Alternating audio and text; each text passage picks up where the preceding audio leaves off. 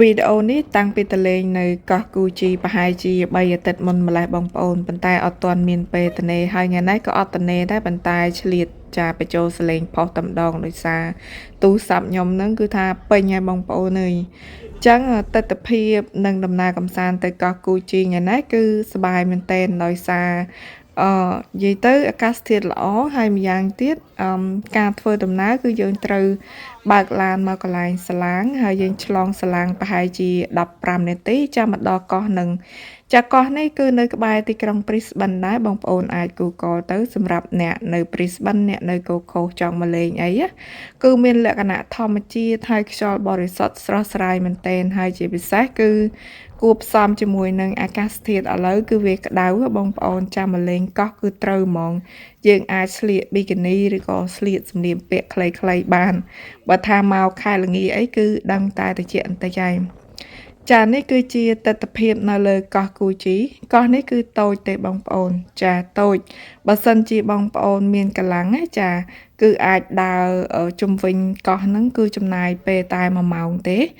ហើយនៅលើកោះនេះគឺមានដើមដូង4-5ដើមហើយស្វាមីខ្ញុំគាត់សប្បាយចិត្តមែនទែនដោយសារឃើញដើមដូងអាចដាំមានផ្លែនៅក្នុងទីក្រុង Brisbane នេះអញ្ចឹងណាព្រោះនៅផ្ទះខ្ញុំគឺដាំដើមដូង2ដើមដែរប៉ុន្តែមិនដឹងថាដូងខ្ញុំហ្នឹងវានឹងចេញផ្លែអត់ព្រោះយើងអត់ច្បាស់ដែរអញ្ចឹងណាចាហើយឥឡូវគឺកំពុងតែនាំកូនដើរតាមឆ្នេរដើម្បីទៅរកកន្លែងគួរសមចាអង្គុយលេងញ៉ាំអីហើយស្ទួយត្រីមើលកូនលេងដីខ្សាច់អញ្ចឹងណាហើយក៏មកដល់កន្លែងនេះចាប់អារម្មណ៍ដោយសារចានៅមាត់ទឹកហ្នឹងឃើញមានដើមឈើដុះនៅលើដុំថ្មហើយដុំថ្មហ្នឹងវាមានលក្ខណៈពិសេសអីខ្លះទេស្វាមីខ្ញុំគាត់បញ្យល់ខ្ញុំដែរប៉ុន្តែខ្ញុំវាភ្លេចទៅហើយខ្ញុំឯណេះកំពុងតែឆ្លក់បង្វែងនឹងសម្រស់ជាមួយនឹងឆ្នេរសមុទ្រនឹងចាថតចុះថតឡើងកូនដើរទៅដល់ណាដល់ណីបាត់អីកូនខ្ញុំគឺគាត់ចូលចិត្តមែនទែនបងប្អូនអើយមកលេងសមុទ្រគឺលេងដីខ្សាច់ហើយដំណើរកម្សាន្តថ្ងៃនេះគឺអត់មានអស់លុយអីបន្តិចសោះមិនមែនថាអត់អស់លុយទេអស់$4ថ្លៃជិះសាឡាងនឹងឯងក្រៅពីនឹងចំណីអាហារអីគឺយើងវិចពីផ្ទះមកហើយសម្រាប់ខ្ញុំគឺខ្ញុំចូលចិត្តស្ទូចត្រីប៉ុន្តែស្ទូចត្រីថ្ងៃនេះគឺអត់បានត្រីទេបងប្អូនហើយស្វាមីខ្ញុំគាត់ដើរទៅមុខស្រាប់តែឃើញត្រីនេះងាប់ហើយគាត់ក៏យកមកបង្ហាញកូនថាបើឃើញត្រីហ្នឹងកុំឲ្យលេងវាព្រោះអីវាមានជាតិពុលអញ្ចឹងណាហើយដើរមកមុខបន្តទៀតក៏ឃើញទាមួយក្រុមចាមើលទៅទានេះគឺទាព្រៃបងប្អូនហ្នឹងហើយ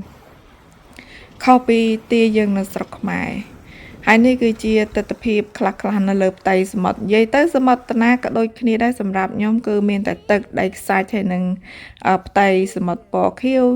ប៉ុន្តែខ្ញុំចូលចិត្តបរិយាកាសនៅមាត់សមុទ្រដោយសារខ្យល់នៅមាត់សមុទ្រគឺ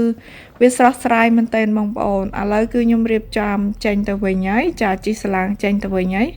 ចាំមនុស្សម្នាគឺច្រើនគួរសមដែរបើអ្នកមានកូនតូចមកលេងកន្លែងហ្នឹងគឺត្រូវហ្មងបងប្អូនចាឥឡូវគឺខ្ញុំដើរទៅកន្លែងចតឡានគឺចតនៅខាងមុខហ្នឹង